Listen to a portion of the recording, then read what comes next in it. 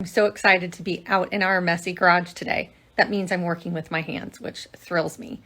So where we left off with that 5-drawer thingy that I stripped with a citrus strip, I got everything stripped, and then I needed to sand 2 remaining drawers. I need to sand the body of the cabinet. And then my goal for today is to get a top and a bottom on. So I will take you through the process and what I'm going to use for that. I'm going to use some old wood that I have, and it's basically an old piece of tabletop. So I will take you along and I'll show you exactly step by step how I'm doing that.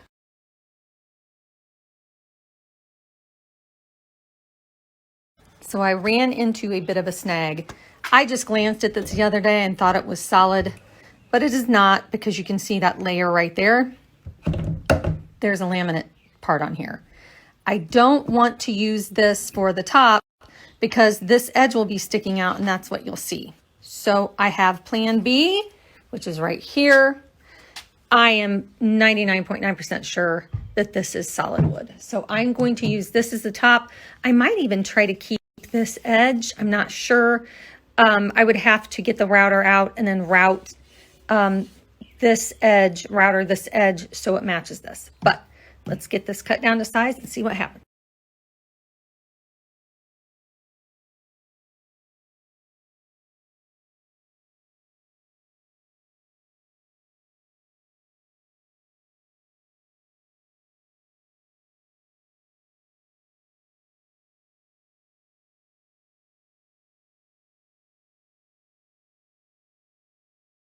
Before I go back in the garage, I wanted to share 2 things. Number 1, Rob and I changed up our diet, which I'll go into later, but I wanted to share a product that we are using in our house. Dairy-free cheese. Strange cheese, dairy, no dairy. This isn't bad. I prefer the Mexican over the cheddar. This isn't something I would take a handful of and put it in my mouth and eat it like I would normal cheese. No, sprinkle it on salads, maybe put some on tortilla chips and throw it in the microwave.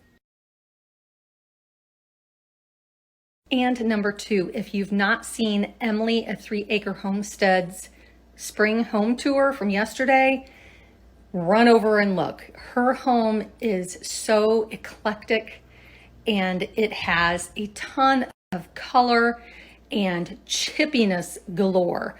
So head over and watch her tour.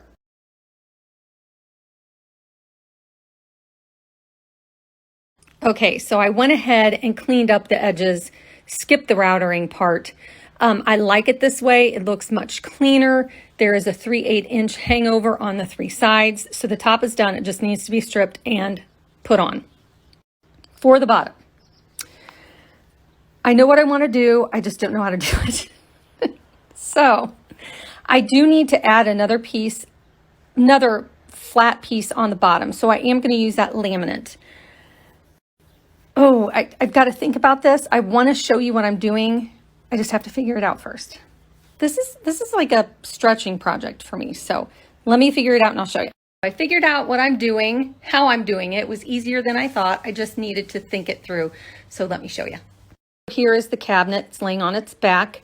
I added this piece on the very bottom. I used construction screws. I'm sure that that's not correct, but that's what we had. And they were the perfect length. I made sure I did not split the wood on the outside. So what my goal is to take a piece of wood and add it as a trim piece around the bottom. So this will be cut here, and then there will be another piece here that will go on the outside. So it's kind of like the cabinet is sitting on a frame. That's what I'm visualizing. That's what I want. So I'm going to get it done today. So I'm making the front piece, the trim part, the frame part, and I've measured 14 times and I'm cutting once. So hopefully it's a great cut. It's 45-degree angles on each end. So wish me luck.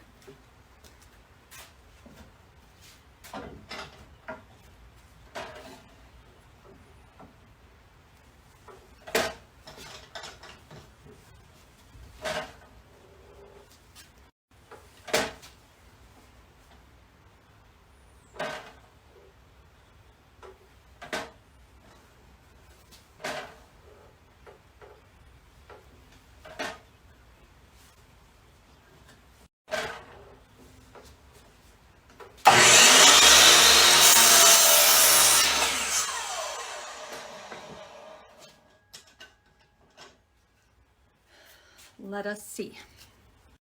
First cut, perfect. Second cut, no good. So what I did was made a little teeny tiny piece that I can slip in there, so you shouldn't be able to see it much. I'll show you here when I'm finished. So this is what I'm talking about. I was 1/4 of an inch short, and I don't have enough wood to make a whole new piece. So what I did was just make a teeny tiny slice that you will barely be able to see, because I'm going to fill it in with wood glue and sand it really well, and you shouldn't be able to see it. So hopefully that solves all of my issues.